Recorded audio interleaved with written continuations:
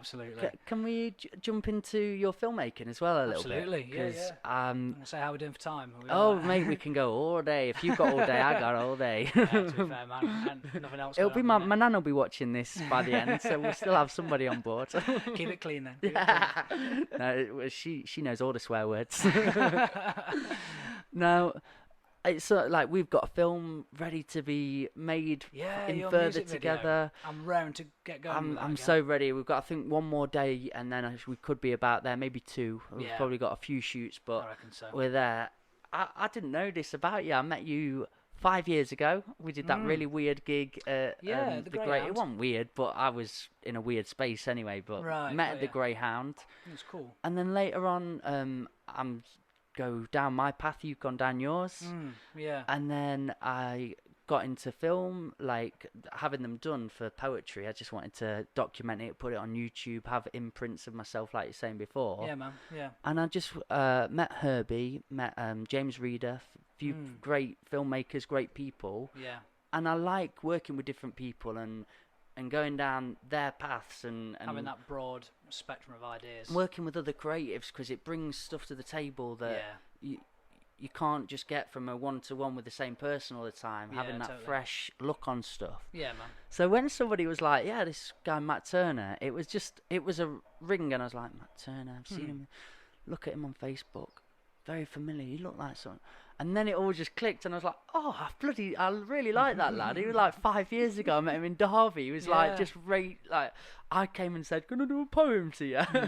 And you were like, yeah, mate, crack on. And you were like, that's cool. Dead sick. And you was really kind to me. And people like you and Ben and on my journey have made me want to carry on doing it. So it was. I was like, let's have him on. Let's do a. I knew you were good, man. You had like the whole room captivated at that Greyhound open mic, from what I remember. It was, and it was a really weird atmosphere because everyone was there solely to get on at the wind-up spot because it was Paul Heron who was running it, and he ran the Hog and Barrel stage at the time, included us. Like everyone was there, just one purpose. It was like it was competition. Why not? It wasn't an open mic. It was like for me, like seeing everybody turn up with drum kits and basses. People and went all out. Everything, and I was like, got up, and they're like, "Where's his guitar?" And I'm like, "Hello, everybody." It was really I'm cool, doing a poem, and the room was in with me, and I really respected it. It was a lovely gig for that. Yeah.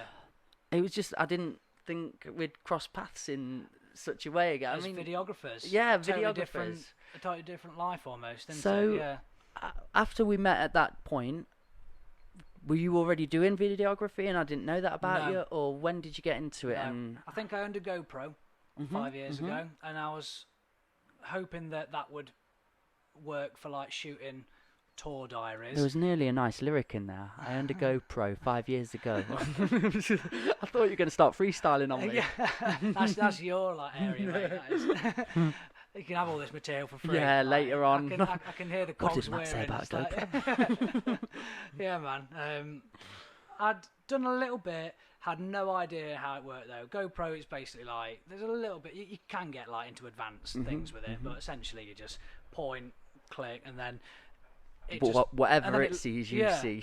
And then it usually looks rubbish unless you're going down a ski slope in the Alps or doing something crazy like surfing or something cool. Kayaking, I've seen that. Like I was a little bit miffed with like it was all looking really boring, so I was just setting a GoPro up and just filming us and expecting it to be like amazing. And I was like, how can I make it look better? And then I slowly started like looking more into it, and then I realised like, right, okay, if I want to make videos that look really good, I need to invest in like a proper interchangeable lens sort of camera. Sure. I got that far, and all self-taught, just watching YouTube videos basically, just like I can, how does this work? How does that work? And then I finally bit the bullet and bought my first camera, which was the Sony A5000, which is like a popular sort of vlogging camera. It's like the cheapest mirrorless that Sony do. It's got the flip-up screen that comes up like 180 degrees, so you're meant to be able to film it like that sort of thing. Didn't need it for that. I basically just wanted like a cheap camera because I wasn't sure if I was going to take to it. And around about that point, Ben had this really cool idea to do these like live sessions, because as we were coming up as a band, we found it really hard to come across things like media or like live sessions or anything that you could like go turn up, get a bit of a video, get some recording done, and then you'll have something, you know, to show, like outside of just going to a recording studio and paying quite a bit. So that then became the pin-up sessions. Okay. Which is what we do. I'm hearing the birth of the pin-ups now. Basically, to tie them both in. And it was me, Ben. So Ben was the brainchild of it, and then I wanted to improve my video stuff. At this point, I had no idea how to use it. I'd only taken a few pictures. I was like, oh, he's looking all right. There's a red button that seems like that'll work. And then a mate of ours, Chris Jones, who still does some filming for us nowadays. He's basically doing like a film and like cinematography course. That helps. Yeah. And it was really cool. So it was the three of us that started out, and we've been like brainstorming all these ideas, and we came up with like a mission statement, and it was like, right, what we want to do is we want to create these like live sessions, and we want to try and make them like for free, ideally, but like we're going to get to that at a later stage. For now, we're going to have to charge just for our time and like the editing. But essentially, that's where my video path started. Pin-up sessions. Yeah, pin-up sessions. Brill.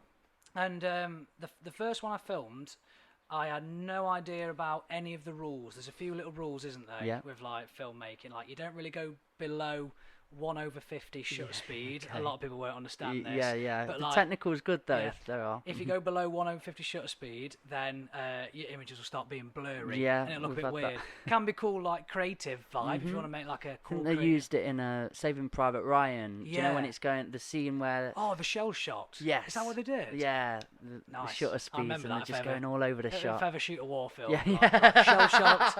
I think we could get into that. We could 1/10. do one about COVID, can't we? Yeah, that'd be really cool. Just us sat on a bus like, what the fuck's going on? Everything around us going dead fast. And yeah, like I started to like learn some of the rules then, because I was like shooting and I was experimenting with lighting, and we're using like staged, really powerful, like, you know, that you put gels in, like what are they, the old bulbs, like phosphorescent. Yeah. They're really powerful ones. Oh, and then they that do literally blow banding your and- electrics when there's a Okay, I little fault with get them. ya. Like full-on stage lights that Oh, they just right. set up on like a rickety pole rig, lighting these bands. Like they give off full-on loads of heat, and they're in the room like, Jesus, you know. And they were like massively overexposed. You go back to the very first ones. It was a band called Rex, REQS. I think there's still a band that are going. I think they've just brought a song out actually. Awesome. Yeah, I'll get and have a listen. they were the first ever pin-up sessions. You can find them on Ben's YouTube. I have gone back through your catalogue to be fair, Seen so I them, may yeah. have seen them there. I must have, because I've Yeah. seen a lot of them. How many pin-ups do you think there are now? Oh God, well over 20 Yeah. easily. Because we did 5 videos for them. I was expecting you to go, oh god, well over like 300. Oh, And you went, no. "Oh, God, well over 20. But yeah, that is quite a lot. It is in about that. yeah. retrospective, Must like be. putting on the nights and all the effort it takes. Yeah. With film, when you make a mistake in film though, oh balls, it can Yeah. literally be a whole day ruined, can't Yeah, it? totally. Shot in the wrong, I'm trying like you to say, think. shutter speed, ISO's gone wrong. We're saying all these increments Oh, now, yeah, but have you done had that. that happen? Have you Yeah, had- quite a few times. To be fair, when I first started off, the videos looked sound for the level that we were at. Yeah. If anything, we were like really impressed with them. Like, oh, it's amazing. Looking back now, it'd be a bit like, it's a bit. grain or Yeah, certain a bit, things. bit grey, just a bit weird, like weird colour grading. No Yeah, idea yeah, how yeah. to colour stuff, so like, yeah, I just didn't Flick know what that I was on, doing with flick that. that on, I'm like, sure it'd be great. slightly yellow or slightly red skin, and just been like, Are that's those not- guys ill? Yeah, it's like that's not what people look like in real life. Like, it look like a weird, pop art. Sort Yeah, of thing. yeah.